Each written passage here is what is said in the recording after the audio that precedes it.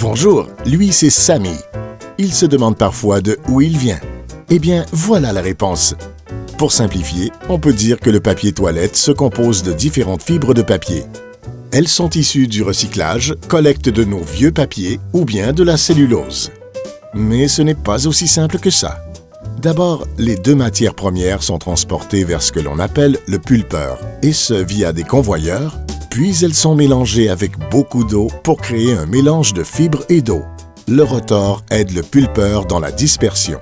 Le mélange de fibres et d'eau ainsi obtenu est alors nettoyé comme dans une machine à laver. Ensuite, le mélange de fibres est davantage dilué en vue de sa transformation ultérieure.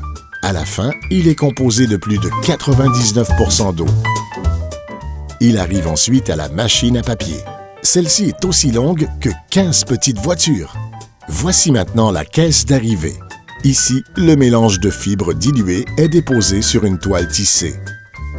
De là, il s'engage dans un système complexe de tamis qui va drainer l'eau de la feuille jusqu'à l'égouttage. Voici le tamis d'égouttage et voici le filtre. L'eau est éliminée de façon naturelle puis réutilisée. Et c'est ainsi qu'on obtient une feuille à partir des différentes fibres. La feuille de papier ainsi obtenue est alors pressée et ensuite amenée sur un grand tambour chaud appelé cylindre de séchage. En même temps, un jet d'air chaud venant du haut et des côtés est dirigé vers le papier. On peut comparer ça à un sèche-cheveux géant, sauf que le jet d'air a une température de 460 degrés Celsius. Ici, la qualité de la feuille de papier est contrôlée. Après quoi, la feuille est enroulée pour constituer une bobine appelée bobine mère. En bout de machine à papier, elle est soulevée et retirée en vue de sa transformation ultérieure. La bobine mère a une largeur d'environ 2,70 mètres et un poids approximatif de 3 tonnes. Voici maintenant comment la transformation se poursuit.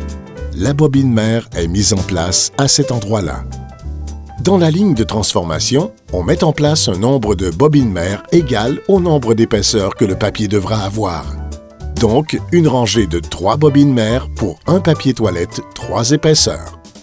D'abord, les épaisseurs sont placées l'une sur l'autre, puis, si souhaité, il est possible de réaliser une impression couleur. Cela fonctionne comme des rouleaux d'impression.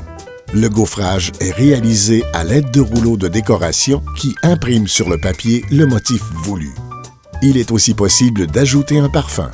La perforation finale est destinée à permettre par la suite de détacher les feuilles individuelles en toute simplicité. Tout cela est ensuite suivi par l'enroulement sur un mandrin d'une longueur de 2,70 mètres de long et par la coupe du rouleau à la longueur souhaitée.